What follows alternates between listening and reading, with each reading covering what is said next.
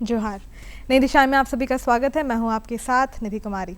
हमारे देश में चाय पे चर्चे का बड़ा चलन है और जब भी हम इस चर्चे पे बैठते हैं तो हम हमारे देश के जो मुद्दे हैं, जो समस्याएं हैं, जो सामाजिक समस्या खासकर उस पर अपनी चिंता व्यक्त करते हैं। लेकिन बहुत कम ऐसे होते हैं जो वापस जब अपने घर आते हैं तो उस चिंता के निदान के लिए, उस समस्या के निदान के लिए कोई हल लेकर आते हैं। नई दिशा एक ऐसा कार्यक्रम है जिसके ज़रिए हमारा प्रयास रहता है कि हमारे राज्य में ऐसे लोग, ऐसे संस्थान जो सामाजिक समस्याओं के निदान के लिए आगे आएँ और उसके लिए काम कर रहे हैं, निरंतर प्रयास कर रहे हैं। आज इस कड़ी में हम चर्चा करने वाले हैं, हम आपको ऐसे मेहमान से भी मिलवाने वाली हैं जो बीते लगभग 1.5 दशक से हमारे राज्य में महिला और बाल विकास के लिए काम कर रही हैं। कई गाँव में उन्होंने काम किया है और कई मुद्दों पर, महिला और बाल संबंधित कई मुद्दों पर उन्होंने काम किया है। हम अपने स्टूडियो में स्वागत करना चाहेंगे शुभा तिर्की का। शुभा जी, आपका हमारे कार्यक्रम में बहुत बहुत स्वागत है। जोहार, नमस्ते।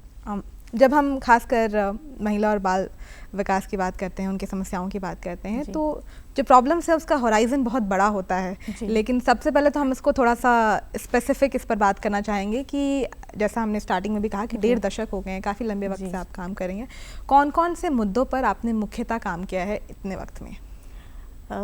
जैसे आपने पूछा मुझसे कि क्या कौन कौन से मुद्दे तो काफ़ी सारे हैं। समाज में अगर आप आगे बढ़िए तो हर घर में एक बाल समस्या है, एक महिलाओं के साथ समस्याएं हैं। तो मुद्दे ऐसे मतलब मेजर मुद्दों को देख करके हमें लगा कि हम कैसे काम करें, इन चीज़ों को कैसे अवेयरनेस कर सकते हैं, लोगों तक कैसे अपनी पहुंच बना सकते हैं। तो वो शुरुआत करने के दौरान हमें देखा कि जो डोमेस्टिक वायलेंस है, घरेलू हिंसाएं हैं, जो चाइल्ड लेबर का जो वर्क है, वो सारा कुछ है। तो ये सब बहुत मतलब बारीकी से हम उनको देख पाए और उस दौरान हमें महिलाओं के ऊपर जो अत्याचार है, जो डोमेस्टिक वायलेंस है, वो काफ़ी देखने को मिला काम के दौरान। और हर घर में था ये। और जेंडर डिस्क्रिमिनेशन जो कि एक भेदभाव है, लड़के लड़की का भेदभाव, वो भी देखने को मिलता था। तो इस तरह के मुद्दे काफ़ी सामने आए और हमने देखा तो हमें लगा कि नहीं, इस तरह जब तक अगर, क्योंकि ये हमारे खुद के मुद्दे की बात है, क्योंकि मैं भी एक लड़की हूँ, मैं भी एक महिला हूँ, तो मुझे भी लगता है कि नहीं, हमें अपने मुद्दे के लिए आवाज़ उठानी चाहिए। तो फिर हमने ये काम शुरुआत किया इन सब मुद्दों को। बिल्कुल, और जैसा आपने कहा कि जब हम ये डोमेस्टिक वायलेंस की बात करते हैं या फिर बच्चों से रिलेटेड जितनी भी समस्याएं हैं, ये काफ़ी आम बात है। लेकिन क्योंकि हम इसके ग्रास रूट लेवल पर जाकर उसको देखते नहीं हैं तो हमें वो समझ में नहीं आता, हम उसकी गहराई नहीं समझ पाते जब तक आप खुद उस जगह पर जाकर उस चीज़ को अच्छे से ना समझो। आपने जैसे कहा कि हमने इन सब बातों पर काम किया है। इसमें सबसे बड़ा जो रोल होता है वो जागरूकता का होता है। किस तरीके से आपने, क्योंकि पहला हमारा सीढ़ी यही है कि हमें लोगों को पहले इसके बारे में जागरूक करना है कि इस पर काम करना और इसके रोकथाम पर काम करना कितना ज़रूरी है। तो ये जो जागरूकता का आपका सारा काम था, उसकी शुरुआत कैसे हुई? क्या कुछ प्रोसेस रहा? किस तरीके से आपने लोगों को एड्रेस किया? ये जो जागरूकता की बात कहें तो लोग आसानी से आपकी बातों को नहीं सुनना चाहते हैं, क्योंकि हम एक इंसान है, अकेले खुद मतलब लगता है कि हम अकेले हैं, क्या कर पाएंगे, क्या ही कुछ कर सकते हैं। लेकिन कुछ लोग ऐसे भी होते हैं जिनके साथ हम मिलकर काम कर सकते हैं। तो हम लोगों के बीच जाकर, लोगों के सामने ही उनके साथ रहकर, उनके बीच में रहकर, उनसे बातचीत करके ऐसे जो मुद्दे हैं, जो संवेदनशील मुद्दे हैं, उन मुद्दों को कैसे मतलब जाकर तुरंत ही बात कर पाना तो बहुत मुश्किल है, लेकिन उसको मतलब दिखलाकर, मतलब समझ कर कि अगर ये है, उदाहरण के साथ अगर ये बातें करते हैं कि अगर भेदभाव की बातें करें तो अगर लड़कियां हैं घर पे, तो लड़कियों को अक्सर देखा जाता था कि वो स्कूल नहीं जा रही हैं, जो लड़के हैं वो स्कूल जा रहे हैं, लड़कियां नहीं पढ़ रही हैं, घर का काम है। तो क्या ऐसा नहीं हो सकता है कि क्योंकि उस वजह से काफ़ी सारे मतलब घर में, परिवार में एक अलग सी परेशानी भी हो जाती है कि काम बढ़ा पड़ा है, मतलब लगता है कि नहीं वो लड़का क्यों काम करेगा, लड़की क्यों काम करेगी। तो ये क्यों आ रहा है सवाल। तो इस तरह से हमने शुरुआत किया कि हमने ग्रुप बनाया, हमने गर्ल्स ग्रुप बनाया, गांव में जाकर लड़कियों के साथ हमने सखी सहेली ग्रुप बनाया और ग्रुप में बैठकर हम इन सब मुद्दों पर चर्चाएं करते थे और बातचीत करते थे। मतलब जब उनके पास टाइम होता था, लड़कियों के पास, तब भी हम उनके साथ बैठते थे, क्योंकि उनके समय के हिसाब से ही हमें उस ग्रुप में बैठकर बातचीत करनी होती थी। तो हमने शुरू किया और फिर धीरे धीरे हम शुरू करने के दौरान फिर थोड़ा इन्जॉय भी करना था, तो थोड़ा फुटबॉल ग्रुप बना लिया लड़कियों के साथ कि कितना बैठे बैठे बातें करें। तो फुटबॉल ग्रुप में भी फुटबॉल खेल करके लड़कियों के साथ शुरुआत की। तो उससे क्या हुआ कि क्योंकि हमारी दिशा थी कि हमें लड़कों को भी इन सब चीज़ों में लाना है, तो लड़कों की नज़र पड़ी हमारे ग्रुप पे। तो उनको लगा कि लड़कियां भाई मतलब फुटबॉल ग्राउंड में खेल रही हैं, तो उन्होंने क्या किया, क्योंकि हम खुद से पहले तैयार कर चुके थे कि लड़के और लड़की जब तक साथ में नहीं आएंगे तब तक हम किसी भी मुद्दे पर बातचीत कर पाना बहुत मुश्किल हो जाएगा। तो हमने शुरुआत किया और फिर फुटबॉल ग्राउंड में लड़कियां जब खेलती थी तो लड़कों ने किया कि रात में उस ग्राउंड पे गड्ढे कोड़ दिए, तो लड़कियां खेल नहीं सकती, अब वो खेलो, कैसे खेलोगी लड़कियां। तो इस तरह के चैलेंजेस आते थे, तो सब लड़कियां जाकर उस गड्ढे को फिर भर करके फिर से उस पर खेलते थे। तो 3-4 बार ऐसे हुआ। फिर लास्टली उनको लगा लड़कों को कि नहीं, इनसे एक बार बातचीत करना चाहिए। तो वो भी आके हम लोगों से पूछने लगे। तब हमने जब उनको बताया कि नहीं, हमारी मीटिंग होती है, हम जैसे गांव में या फिर कहीं पंचायत में अगर काम कर रहे हैं, किसी के साथ में हैं, तो हम एक साथ कैसे इन सब मुद्दों को उठाकर बात कर सके, क्योंकि एक लोगों की आवाज़ तो दब जाएगी, तो अब हम ग्रुप में कैसे बात करेंगे। तो उस तरह से फिर हमारी वो शुरुआत हुई और हमने फिर मुद्दों को लेकर बातचीत करना शुरू किया। चैलेंजेस आए, अलग अलग तरह के मुद्दे निकल कर सामने आए कि घर में सचमुच ऐसा होता है। तो जो लड़के हमारे साथ आए थे तो उनके साथ हमने फिर शुरू किया कि थोड़ा उनसे बातचीत के दौरान उनसे बोला कि आप क्या क्या आप काम करते हो, मतलब घर पे क्या आप कितना सहयोग कर पाते हो माँ को, बहन को। तो उन्होंने कहा कि नहीं। तो कहीं ना कहीं एक संवेदनशीलता लड़कों के अंदर भी है, जिससे कि समाज उसको दूर रखती है काफ़ी। मतलब हमारा समाज ऐसा है कि लड़कों को इतना मतलब उसको ये बता दो, जबकि उनके मन में भी जिज्ञासा होती है जानने की। तो ये सारी चीज़ें हमने खुद से, मतलब हमारा खुद का एक्सपीरियंस है कि हम जिस ग्रुप के साथ काम करते हैं, तो बॉयज़ लड़के जो भी थे वो बहुत सपोर्ट किया उन्होंने और काफ़ी आगे। उनकी भी इच्छा होती है जानने की, क्योंकि वो भी इंसान है, उनको भी लगता है कि समाज में क्या हो रहा है, मेरी फैमिली में क्या है, माँ की क्या प्रॉब्लम्स है, मेरी बहन की क्या प्रॉब्लम है। क्योंकि वो सिर्फ घर में आके वो मेहमान की तरह नहीं कि बस वो खाना खाया कि नहीं उसने, वो आज पढ़ने गया कि नहीं, ये इतनी जिम्मेदारियाँ नहीं होती। उसकी भी होती है रिस्पॉन्सिबिलिटी कि घर का भी काम वो कर सकता है। लेकिन होता था कि लड़कों को पता था नहीं, लड़का होकर ऐसे काम कर रहे हो। तो हमारा समाज ऐसा ही है। बिल्कुल। और मुझे ऐसा लगता है कि किसी भी टॉपिक पे अगर हम काम करना शुरू करते हैं तो ज़रूरी है कि हम हर डायमेंशन से काम करें। कोई वर्ग अगर छूट गया तो पूरी तरीके से काम उस पर हो नहीं पाएगा। और शिक्षा की तो खैर बात ही ऐसी है कि हम कहते हैं कि जब आप परिवार में एक महिला को पढ़ा रहे हैं तो मतलब आप पूरे परिवार को पढ़ा रहे हैं। आप लोगों ने बीते कुछ वर्षों में जो काम किया उसमें से एक जो बहुत अहम रहा वो किस तरीके से जो हमारे राज्य में वो लोग थे जो माइग्रेट करके दूसरे राज्यों में जाते थे काम करने के लिए, उनके बच्चों के साथ आपने काम करना स्टार्ट किया, उन्हें एजुकेट करना स्टार्ट किया। मुझे नहीं लगता कि एक ऐसा टॉपिक है जिस पे हमने उतनी गंभीरता से पहले सोचा था। इसके बारे में आप बताएं कि किस तरीके से आपने इस प्रॉब्लम को समझा भी और उसके बाद इसके सोल्यूशन के लिए कैसे काम किया आपने। माइग्रेशन जो एक मुद्दा है जिसको बोलते हैं कि पलायन, जो बहुत एक झारखंड का काफ़ी बहुत बड़ा मुद्दा था और मुद्दा है, था नहीं वो है, अभी है। तो वो जो मुद्दा है जिसमें कि लोग गांव के मतलब एक आधी आबादी बिल्कुल चली जाती है पलायन करके दूसरे राज्यों में काम करने के लिए, काम ढूंढने के लिए, और वो 8 महीने वहीं रहते हैं और 8 महीने वहीं रहते हैं। और जब वो 4 महीने के लिए जब झारखंड आते हैं तो सिर्फ चूँकि एक ही फसल है हमारे झारखंड में, धान की फसल की खेती होती है, तो उस खेती के दौरान ही वो लोग लौट कर आते हैं। और उस दौरान लौट कर आते हैं और आने के बाद अपने घर को ठीक ठाक करना, क्योंकि उनका घर भी टूट जाता है, घर रहने के लायक नहीं होता है। तो ये जो समस्याएं थी, तो इन समस्याओं को जब हम लोग 3-4 लोग हमारे साथी थे, हम लोग सब मिलकर जब कलकत्ता गए, हुगली नदी के पास, वहाँ पे इसी तरह चले गए कि देखना है क्या कुछ देख पाएंगे। तो हमारे साथी थे, हमारे जो हैं कोलिग्स जो साथ में हमारे काम करते हैं, जो हमारे ग्रुप में हैं, तो उन्होंने देखा कि उनको भी लगा, और जो हमारे सीनियर हैं उनको लगा कि नहीं ये जगह जाकर देखना चाहिए कि क्या है। तो जब देखा तो वहाँ ईंट के भट्टों के किनारे, ये 2009 की बात है, उस समय वो ईंट के भट्टों के किनारे देखे कि काफ़ी लोग काम कर रहे हैं और बच्चे भी उसमें इन्वॉल्व हैं, जो छोटे बच्चे हैं। तो जब वहाँ पास जाकर जब पता किए तो पता चला कि जो बच्चे हैं वो वहीं के जो भट्टे में काम कर रहे मज़दूर, उनके ही बच्चे हैं। और फिर बातचीत के दौरान ये पता चला कि जितने भी लोग थे वो सारे झारखंड के थे, और झारखंड से वो पलायन करके कलकत्ता जाते थे और कलकत्ता में इसी तरह अलग अलग ईंट के भट्टों पे या फिर कहीं कोई कल कारखानों पे जाकर काम करते हैं। तो उसी समय हमारे सोच में ये आई बातें कि झारखंड के इतने सारे लोग, इतनी एक आधी आबादी बिल्कुल दूसरे राज्यों में जाकर काम कर रही है। तो उसी दौरान हम सब ने निर्णय लिया कि हम इस सिचुएशन को कहीं ना कहीं एक अच्छा मतलब एक मोटिवेशन के लिए आगे आएंगे, कुछ करेंगे। तो जो हमारे सीनियर हैं, हमारे अजय सर, उन्होंने एक पहल की और वहाँ पे बच्चों को रह कर के एजुकेशन देने का काम शुरू किया।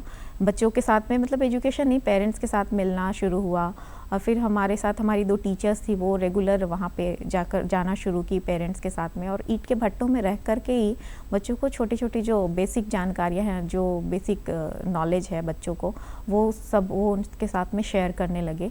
और फिर उस दौरान उनको भी, पेरेंट्स को भी अच्छा लगने लगा कि उनके काम की जगह पर बच्चों की पढ़ाई हो रही है।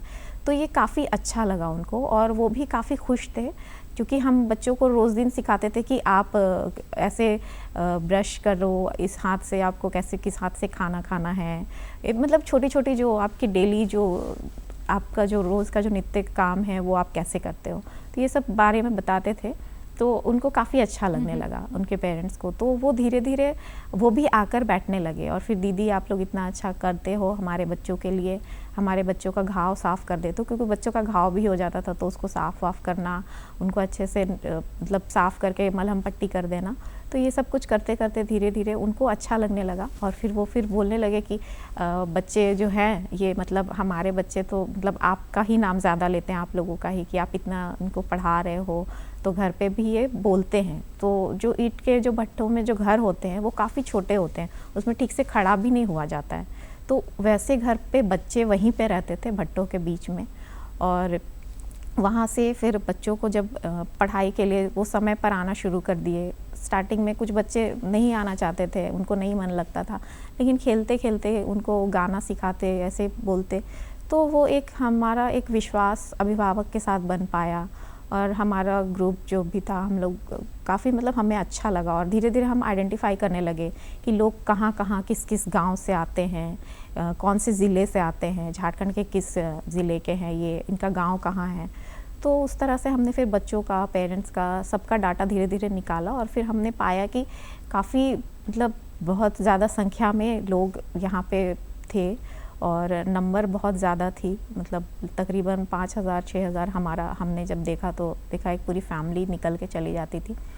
तो उसको फिर हमने कहा, पेरेंट्स के साथ बातचीत की कि अगर ये सोचते हैं कि हम बच्चों के लिए और आपके लिए कुछ कर सकते हैं, तो आप ये करो कि आप जब भी आपसे अपने राज्य जाओगे झारखंड में, तो झारखंड से लौटते वक्त आप हमारा जो ग्रुप का एक संस्थान है, उस संस्थान में हमारे हॉस्टल में एक सीजनल माइग्रेशन हॉस्टल के नाम से हमने एक हॉस्टल शुरुआत किया 2011 में। तो आप बच्चों को वहीं छोड़ कर जाना, और जब आप 8 महीनों के लिए जब आप आओगे आप काम के लिए, तो आप काम जब करोगे तो बच्चे हमारे पास वहाँ हॉस्टल में ही रहेंगे, और जब 4 महीने के लिए आप घर जाओगे तो बच्चों को आप 4 महीने अपने घर लेकर जाओ। तो काफ़ी सारे पेरेंट्स तैयार हो गए और फिर तब हमारा 2011 में ये हॉस्टल शुरुआत हुआ, और जिसमें हमने लगभग 80 बच्चों को हम उस दौरान लाकर रख पाए थे हमारे भूसुर वाले सेंटर में। तो उस दौरान काफ़ी बच्चे आए, 6 साल से लेकर के 10 साल 12 साल तक के बच्चे, काफ़ी बच्चे थे। और ये बात ऐसी, ये बच्चे वो हैं जो अगर उस वक्त वहाँ से रेस्क्यू नहीं किए जाते हैं तो फिर धीरे धीरे वो भी उसमें इन्वॉल्व हो जाते हैं, और जिस तरीके से पीढ़ी दर पीढ़ी जो हम कहते हैं ना कि एक ही काम में लगे हुए और हर साल पलायन कर रहे हैं, दूसरे राज्य जा रहे हैं। लेकिन एक बहुत बेहतरीन पहल थी कि इन बच्चों को एक तो यहाँ रखा, और उसके बाद जो शिक्षा उनकी, क्योंकि 8 महीने अगर आप वहाँ रह रहे हैं तो शिक्षा बहुत ही दूर रहेगी, फिर आपको समय नहीं मिल रहा बच्चों को शिक्षित करने का। तो फिर जैसे मान ले जो बच्चे हैं, आपने उन्हें हॉस्टल्स में इनरोल करना स्टार्ट किया कि जो बच्चे हैं वो हमारे साथ रहेंगे। क्या कुछ फैसिलिटीज़ उनके लिए हुआ, उनके एजुकेशन पर फिर कि उनको पूरी एजुकेशन प्रॉपर मिल पाए, उस पर आप लोगों ने कैसे काम किया, और अब ये सिस्टम किस तरीके से काम करता है, क्योंकि 8 महीने पेरेंट्स बाहर हैं, 4 महीने के लिए वो आ रहे हैं, तो इस पर आप लोग किस तरीके से सब कुछ मैनेज कर रहे हो? ये एक काफ़ी चैलेंजिंग बात जो आपने पूछी मुझसे, तो ये काफ़ी चैलेंजिंग था कि लोग कैसे माने। ये जब हमारी बात जब वहाँ फील्ड पे बात होती थी तो हमने गांव-गांव जाकर जितने भी बच्चों का जो भी गांव का लिस्ट आया और गांव जाकर हमने मीटिंग्स करना शुरू किया। तो काफ़ी पेरेंट्स ऐसे भी थे जो मना कर रहे थे कि नहीं, हम तो पीढ़ी दर पीढ़ी पलायन करते हैं, हमारे पिताजी जाते थे, हमारे दादाजी गए थे काम करने, तो हमारे बच्चे भी वहीं काम करेंगे, क्यों वो करेंगे। लेकिन जब वो एक माहौल, जब ईंट के भट्टे के बीच में जब एक माहौल बन पाया कि बच्चे पढ़ाई कर रहे हैं, जब लोगों ने देखा तब उनको लगा कि नहीं, कहीं तो एक दिशा, एक नई दिशा, अलग सी दिशा दिख रही है कि बच्चों का भविष्य दिख रहा है। तो फिर वहाँ फिर उस जगह पे फिर हमारे लिए एक सकारात्मक सोच उभर कर आई और फिर सबका लोगों का सपोर्ट रहा और फिर हमने शुरुआत किया। तो उस दौरान बच्चों को हमने गवर्नमेंट स्कूल में, चूँकि राइट टू एजुकेशन के तहत आप कहीं भी बच्चों को एडमिशन करा सकते हो, तो हमने बच्चों को सरकारी स्कूल में ही नाम लिखवाए। और फिर नाम लिखाने के बाद बच्चों का, क्योंकि सपोर्ट कहीं से हमें कहीं भी मिल नहीं रहा था शुरुआती दौर में, तो जो पेरेंट्स थे तो पेरेंट्स का ही कुछ सपोर्ट होता था कि वो थोड़ा चावल ले आए अपने, क्योंकि वो धान की खेती करते तो उनके पास चावल होता, तो वो चावल कुछ बच्चों के नाम से दे दिए, एक बच्चे के ऊपर 25 किलो चावल ऐसे किसी ने दे दिया। तो उस तरह से हमारा वो सपोर्ट उनकी तरफ से आया कि कुछ अगर सब्जियां हैं, आलू हैं, तो वो ला कर दे दिए। बाकी जो खर्च थे तो वो इंडिविजुअल हमने ऑर्गेनाइजेशन के थ्रू कहीं ना कहीं से हमने मांगा कि नहीं, आप हमारे लिए सपोर्ट कर दो क्योंकि ये हमारे बच्चे। तो समाज में ऐसे काफ़ी लोग हैं जो इन सब चीज़ों पे काफ़ी विश्वास रखते हैं और जो हमारे जो लोग जो ऐसे हैं वो मतलब बोलते हैं ना कि मतलब कहीं ना कहीं एक मतलब वो आकर के सपोर्ट करना, तो इंडिविजुअली सपोर्ट हमें काफ़ी मिला। और उनका भी था कि नहीं, आप हमारा मतलब नाम नहीं लीजिए सामने कहीं पे जाके, तो ऐसे भी लोग आए। तो इस तरह से हमें सपोर्ट मिला और फिर हम लोग करते गए और ऑर्गेनाइजेशन जो अलग अलग काम करती है उनसे भी हमने सपोर्ट मांगा। तो हमें यूनिसेफ का सपोर्ट मिला, CCL से थोड़ा कुछ 1-2 साल का ग्रांट मिला बच्चों के लिए, तो वो काफ़ी मतलब सपोर्ट रहा और उसी में हमने फिर बच्चों को आगे फिर बढ़ाना शुरू किया। और अभी जैसे जो चल रहा है तो बच्चों का कहीं से तो सपोर्ट है नहीं, लेकिन भी हमारी कोशिश रहती है कि बच्चों को हम अभी रामकृष्ण मिशन में जो चलता है मेडिकल, तो उसमें बच्चों का ट्रीटमेंट हो जाता है। और खाने के लिए जैसे कोई अगर मिलिट्री में है, कोई मैम है, तो वो एक मैम है दीपिका मैम, तो वो कुछ चावल भेज देती हैं बच्चों के लिए, चावल, आटा, तो ये सब कुछ हो जाता है। लेकिन प्रॉपर जो ग्रोसरी का आइटम है जैसे सब्जियां हैं, ये सब कुछ के लिए अभी भी थोड़ा क्राइसिस होता है, लेकिन वो हम मैनेज करते हैं कि हमारा थोड़ा बारी बगीचा थोड़ा है, तो बच्चे उसी में जा कर के हम लोग सब मिल करके उसमें खेती वेती करके वो सब्जियां लगा करके खा रहे हैं अपने हॉस्टल में ही साथ रहते। और क्या बेहतरीन तरीके से, कितने सिस्टम के साथ आप लोग हर पहलू पर काम कर रहे हैं। इनफैक्ट जैसा आपने कहा कि एक तो ये बिल्कुल सही बात है कि जब हम किसी नए काम के लिए निकलते हैं तो लोग ज़रूर जुड़ते हैं हमारे साथ, सपोर्ट करते हैं। और बच्चों से संबंधित हम समस्याओं पे बात करें, अगर हम झारखंड में आए तो एक जो समस्या होती है वो है माल न्यूट्रिशन। खैर बहुत ज़्यादा ये समस्या हमारे झारखंड में आम देखी गई है। इसी को लेकर जब पोषण माह में हमने एक बात भी की थी, प्रधानमंत्री ने भी कहा था अन्न श्री अन्न पे हमें काम करना है, ये सारे हम बच्चों के प्लेट्स में इन सारे खानों को इंक्लूड करें। आप लोगों ने माल न्यूट्रिशन पर भी एक लंबे वक्त तक काम किया, फ़िलहाल अभी भी आप लोग काम कर रहे हैं, खासकर मड़वा के आटे पे स्पेसिफिक आपका काम रहा है। सबसे पहले तो हम चाहेंगे कि आप बताएं कि माल न्यूट्रिशन पे आप लोगों ने किस तरीके से काम करना शुरू किया और कैसे जो पेरेंट्स हैं, फैमिलीज़ हैं, क्योंकि यहाँ पर एक चैलेंज हो जाता है इनको अवेयर करना कि क्या क्या ज़रूरी है कि जो बच्चा है जन्म से लेकर उसके ग्रोथ पीरियड में उसकी प्लेट्स में कौन कौन से वेजिटेबल्स होने चाहिए, कौन कौन से आहार होने चाहिए, इस पर आप लोगों ने कैसे काम किया? एक तो माल न्यूट्रिशन जो है वो बहुत बड़ा मुद्दा है, बहुत जटिल मुद्दा है और काफ़ी वो विकराल रूप है झारखंड में। और हमें भी लगता है कि कहीं ना कहीं हम जिस क्षेत्र में काम कर रहे हैं तो उस क्षेत्र का भी ये बहुत बड़ा अहम मुद्दा रहा है, क्योंकि हम देखते हैं नॉर्मल फैमिली में अगर देखा जाए तो नॉर्मल फैमिली में सिखाया जाता है कि खाने में ये प्रोटीन होना चाहिए, ये कार्बोहाइड्रेट होना चाहिए, इस तरह की चीज़ें मतलब आपको डेली आपके डाइट प्लेट्स में होनी चाहिए। लेकिन जो गांव के जो लोग हैं जो काम करते हैं वो ज़्यादातर कार्बोहाइड्रेट खाते हैं, सिर्फ चावल। तो वो क्या होता है कि जो महिलाएं हैं या फिर कोई भी बच्चा है सिर्फ वो चावल खाने से उसके शरीर को वो नहीं होता, जिससे क्या होता है कि महिलाओं का वो है एनीमिक हो जाती हैं, एनीमिया होता है। फिर कम उम्र में एक सबसे बड़ा मेजर इशू होता है कि कम उम्र में माँ बनने के बाद फिर बच्चा भी वो थोड़ा उस ये पे दायरे पे आ जाता है कि और वो भी कुपोषण का शिकार हो जाता है। तो इस तरह की चीज़ें हम लोगों को सामने देखने को मिली और इससे हमें ये लगा कि हम कुछ कर पाए नहीं कर पाए, लेकिन सबसे ज़्यादा ज़रूरी है जागरूकता। जब तक हम लोगों को जागरूक नहीं करेंगे इन सब चीज़ों के लिए, उनको नहीं बातचीत करेंगे या फिर हमारे पास जानकारी नहीं होगी तो हम नहीं कर पाएंगे। तो हमने शुरुआत किया कि हमने जो गर्भवती महिलाएं थी उन गर्भवती महिलाओं को हमने आइडेंटिफाई किया, अपने जिस क्षेत्र में हम लाल खटंगा में काम करते हैं वहाँ पे आइडेंटिफाई करने के बाद उनके साथ हमने पूरा डाटाबेस एक तैयार किया कि इनका इतना वज़न है, इस मंथ का इनका ये अभी चल रहा है, ये प्रेग्नेंट है। तो ये सब कुछ तैयार करने के बाद हमने हमारे जो सपोर्ट करने वाले लोग थे उनसे बातचीत की। तो ऐसे काफ़ी डॉक्टर्स थे जो इंडिया के हैं, जो यूएस में रहकर काम कर रहे हैं। तो उनमें एक डॉक्टर संगीता मैम हैं, तो वो मैम से हमने बात किया तो उन्होंने कहा कि आप ये डेटा आप मेरे पास भेजो तो मैं इसको देखती हूँ और फिर मैं ऑनलाइन में सोच रही हूँ कि ऑनलाइन इनके साथ में हमारा मेडिकल कैंप हो। तो वो एक मेडिकल कैंप हमने शुरुआत किया और जो कि कोविड के दौरान, कोविड के समय का ये सिचुएशन बहुत मतलब बहुत ही खतरनाक सिचुएशन था जब लोग घर से निकलना नहीं चाहते थे। और क्योंकि गांव में हमारी एक अच्छी पहचान थी तो लोग मतलब मना नहीं किया किसी ने भी कि हमने घर घर जाकर एक एक महिलाओं का वज़न लिया, एक एक महिलाओं का हाइट देखा, उनसे पूछा कि आप क्या खा रहे हो। तो एक पूरा हमने एक चार्ट तैयार करके आया कि ये महिला ये टाइम पे ये सारी चीज़ें अपना डाइट ले रही है। तो हमने मैम से उसी तरह बात की तो उन्होंने कहा कि ठीक है मैं मतलब कोशिश करती हूँ। फिर उन्होंने अपने डॉक्टर्स ग्रुप में ये सारी बातें प्रॉब्लम शेयर की तो उनके ग्रुप को लगा और फिर उन्होंने शुरुआत किया कि हम ऑनलाइन इनका मेडिकल कैंप करेंगे और वो आज भी चल रहा है रेगुलर। तो जो हमने शुरुआत किया था कोविड के दौरान वो आज भी है। तो उसका ये एक अच्छा असर देखने को मिला कि जो प्रेग्नेंट वीमेन थी जिनका बेबी जो बर्थ हो रहा था वो 1.5 kg का होता था, 2 kg का होता था बच्चा, मतलब मुश्किल से 2 kg तक बच्चे मतलब बर्थ होते थे। तो उसको फिर जैसे हमने देखा कि मैम का सपोर्ट रहा कि वो उनको प्रोवाइड की राशन और जो उनका जो दवाइयाँ थी कैल्शियम और विटामिन्स की, तो वो सारा कुछ वो रेगुलर महिलाएं खाना शुरू की और जो राशन था महीने भर का वो हम उनको रेगुलर मतलब प्रोवाइड की, ये आपका राशन है, ये आपको ही खाना है। तो हमने देखा धीरे धीरे कि बच्चों का जो ग्रोथ है वो काफ़ी अच्छा हुआ और 3 kg सडनली बच्चों का मतलब वज़न हो गया काफ़ी अच्छा।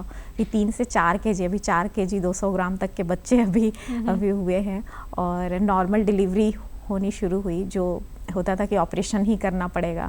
तो काफ़ी महिलाएं डर जाती थी कि मतलब डॉक्टर ने मुझे कह दिया, यहाँ पे जो उनको दिखलाती थी तो कहती थी कि डॉक्टर ने मुझे कहा है कि मेरा मतलब ऑपरेशन ही होगा, बच्चे का कोड लग गया है तो कोड गले पे आ गया है तो वो नहीं नॉर्मल डिलीवरी होगा। तो काफ़ी सारे स्टोरीज़ हम लोगों के सामने आई तो हमने पेशेंस रखा और उनको अच्छे से काउंसलिंग की महिलाओं के साथ कि आपको कुछ नहीं होगा। उनका बीपी वगैरह हम लोग रेगुलर चेक करते हैं और हर 15 डेज़ में उनका मेडिकल कैंप हमारे ही सेंटर में होता है। तो अर्ली मॉर्निंग ये 6 बजे से होता है क्योंकि अमेरिका में काफ़ी रात हो जाती है। तो हम मतलब हमने कहा कि नहीं, हम आपको भी सुविधा देंगे कि आप भी सो पाओ, क्योंकि अगर 10-11 बजे करते हैं तो उनका नाइट होता है, वो एकदम बिल्कुल मिड नाइट होता है, तो उस दौरान उनको भी काफ़ी परेशानी होती है। तो हमने ये शुरुआत किया और ये अभी भी चल रहा है। और साथ ही हमने फिर एक और ये किया कि हमारे जो 7 महीने के जो बच्चे होते हैं, 7 महीने से 5 साल तक के बच्चे, ऐसे बच्चों को हमने आइडेंटिफाई किया, उनको उनकी लिस्ट तैयार की और उनको देखा बच्चों का। उसी तरह हमने वज़न, हाइट, लंबाई ये सब कुछ देखने के बाद हमने देखा कि जो बच्चे ज़्यादा कम वज़नी बच्चे हैं या कम हाइट बच्चे हैं, जो आदर्श वज़न के हिसाब से जो सरकारी जो आंकड़ा है, सरकारी आंकड़ा में जो आदर्श वज़न आता है तो उस आदर्श वज़न के अंदर अगर कोई बच्चे हैं, अगर नहीं आ रहे हैं, तो वैसे बच्चों को हमने आइडेंटिफाई किया और फिर उसकी फैमिली के साथ हमने काम करना शुरू किया। और ऐसे बच्चों के लिए हमने पोषण कैंप 15-15 दिन का पोषण कैंप चलाना शुरू किया, जिसमें कि हम बच्चों को रेगुलर जो आपके आसपास जो, जैसे कि आप ये नहीं सोचिए कि आपको केला, सेब या अंगूर यही सारे फल होते हैं, ये फल आपके आसपास जो आपके जो खुद के जो फल हैं जो गांव में हैं, जैसे शरीफा है, अमरूद है, तो ये सब भी आप खाया करो। और हर तरह के साग, जो बहुत प्रकार के साग होते हैं गांव में, तो उन सब साग में क्या है, तो इन सब चीज़ों की जानकारी हम लोग महिलाओं को रेगुलर बताने लगे और फिर उनको ये बताए। और एक सबसे बहुत इम्पॉर्टेंट चीज़ हमारे झारखंड का है मड़ुआ, जो है रागी जिसको बोलते हैं आजकल सब लोग रागी बोलकर, बहुत रागी का कैप्सूल, रागी का आटा, रागी का कुकीज़, इस तरह से ये मार्केट में आने लगा है। तो हमने लोगों को कहा, क्योंकि मड़ुआ उगाना लोगों ने छोड़ दिया था, फिर हमारे ऑर्गेनाइजेशन की ओर से हमने उनको अवेयरनेस किया कि आप रागी को लगाना शुरू करो। और हमने कोशिश किया कि हम कहीं से बीज लाकर उनको, दूसरे गांव से बीज लाकर उनको डिस्ट्रीब्यूट किए और फिर उनको लगाना सिखाए। तो फिर वो मड़ुआ फिर हमारे पास भी वो आने लगा। तो उसको कैसे खाया जाए, उसमें कितना न्यूट्रिशन है, तो वो सब कुछ हमने बताया उनको कि आप आयरन इसमें बहुत ज़्यादा है। और ये ज़रूरी नहीं है कि आप मड़ुआ बस, मतलब आपको लगता है कि मड़ुआ बहुत दिखने में अजीब काला सा दिख रहा है, लेकिन लोग, बाहर के लोग इसको खा रहे हैं। तो जब इस तरह की मोटिवेशन जब लोगों के बीच जाती है तो उनको भी लगता है कि मतलब लोग इसको पसंद करते हैं। तो वो भी शुरू किया उन्होंने। फिर हमने भी अलग अलग तरह से मड़ुआ का जो बिस्किट है उस तरह बना के दिखाया, खिलाया। और बच्चों के लिए भी हमने 15 दिन का जो बताया मैंने पोषण कैंप, तो उसमें भी हमने मड़ुआ का हलवा, तो वो सब कुछ किया। और एक जो आपने बहुत अच्छी जो आपकी ऑर्गेनाइजेशन आप लोगों ने मिलके किया कि ना सिर्फ गांव तक ये जो आपने का आइटम्स है, ये आप लोगों ने उसको थोड़ा मार्केट करके जो बाहर के लोग हैं, क्योंकि माल न्यूट्रिशन एक ऐसा टॉपिक है जो कि सिर्फ रूरल एरियाज़ तक लिमिटेड नहीं है, हमें अर्बन एरियाज़ में भी ये चीज़ें देखने को मिलती हैं। तो ये एक बहुत बेहतरीन पहल थी, खासकर और जो शुरुआत में जो माइग्रेशन, जिस तरीके से आपने उन बच्चों को एक ऐसा जगह दिया जहाँ पर वो सेफली रहकर शिक्षा प्राप्त कर सकते हैं। शुभा जी, आप हमारे कार्यक्रम में जुड़ी, आपने अपने जितने भी एफर्ट्स आप लोगों ने इतने सालों में डाले हैं झारखंड को थोड़ा बेहतर बनाने में, उस बारे में आपने हमें इन्फॉर्मेशन दी, उसके लिए बहुत बहुत शुक्रिया। हम चाहेंगे कि इसी तरीके से आप लोग और बेहतरीन रूप से काम करें। इसी के साथ हमें भी दीजिए इजाज़त, हम आपसे फिर मिलेंगे नई दिशाएं की अगली कड़ी में। तब तक के लिए जोहार, नमस्कार।